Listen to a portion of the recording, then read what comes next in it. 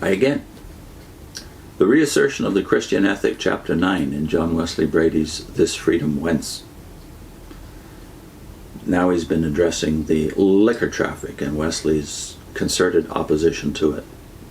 That this relentless opposition to the liquor traffic was nothing sporadic, but held a crucial place in Wesley's teaching, needs no demonstration.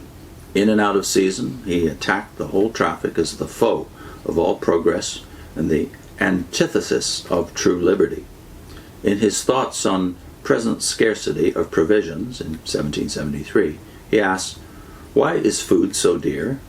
and proffers this answer: "The grand cause is because such immense quantities of corn are continually consumed in distilling.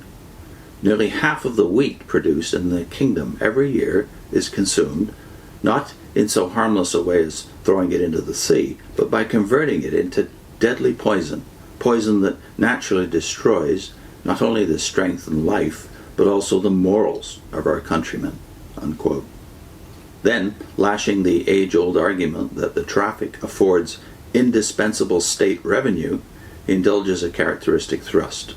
Quote, "Oh, tell it not in Constantinople that the English raised the royal revenue by selling the flesh and blood of their countrymen." Unquote. Betrays stock arguments concerning personal liberty Wesley believed utterly hollow and insincere. To him, they were but smokescreens behind which avarice and cupidity, while mouthing pretty phrases about freedom, attacked the foundations of social welfare. On humanitarian and social grounds, therefore, Wesley pleaded for the complete abolition of the manufacture and sale of all spirituous liquors for beverage purposes, as a duty of state. His letter to the Prime Minister William Pitt, dated September 6, 1784, is illuminating. Quote, "Suppose your influence," he wrote, "could prevent distilling by making it a felony. You would do more service to your country than any Prime Minister has done these 100 years. Your name would be precious to all true Englishmen as long as England continued a nation. And what is infinitely more, a greater monarch than King George would say to you, 'Well done, good and faithful servant.'" Unquote. Remembering that Pitt was a victim of the liquor traffic, this letter is doubly courageous. Always Wesley recognized the importance of educating public opinion and sensitizing the public conscience. But he was no sentimentalist. He knew that legislation, including prohibitive enactments, was essential in an imperfect world to safeguard such moral victories as faith and conscience alone could initiate.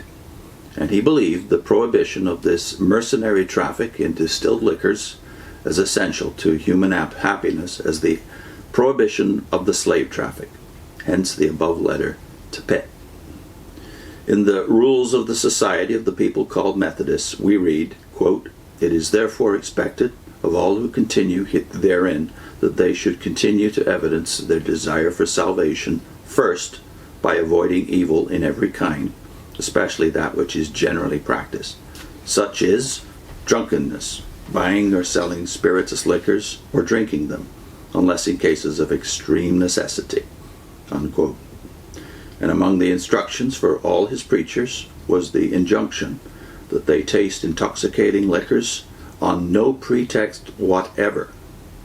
Finally, it is notable that Wesley's Primitive Physic, which ran into 40 editions, was in part designed to combat the delusion that alcohol is the universal medicine for most diseases which afflict mankind. Put in a link to the playlist, going back to the beginning, and next time, legal, political, and state affairs.